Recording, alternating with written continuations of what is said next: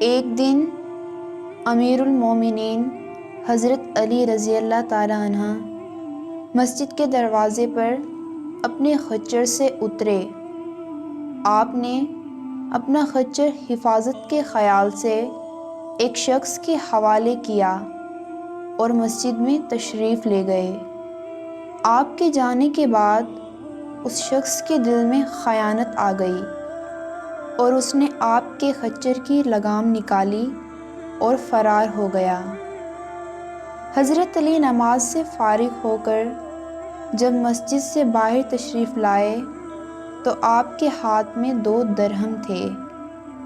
یہ 2 درہم آپ نگہبانی کرنے والے شخص کو بطور معاوضہ دینا چاہتے تھے، لیکن آپ نے دیکھا کہ خچر بغیر لگام کے خالی کھڑا ہے۔ بہرحال آپ بغیر لگام کے خچر پر سوار ہو کر گھر پہنچے اور اپنے غلام کو 2 درہم دیے کہ وہ بازار سے دوسری لگام خرید لائے۔ غلام بازار چلا گیا اور اس نے وہی لگام ایک شخص کے ہاتھ میں دیکھی۔ پوچھنے پر معلوم ہوا کہ ایک شخص یہ لگام 2 درہم میں بیچ گیا ہے۔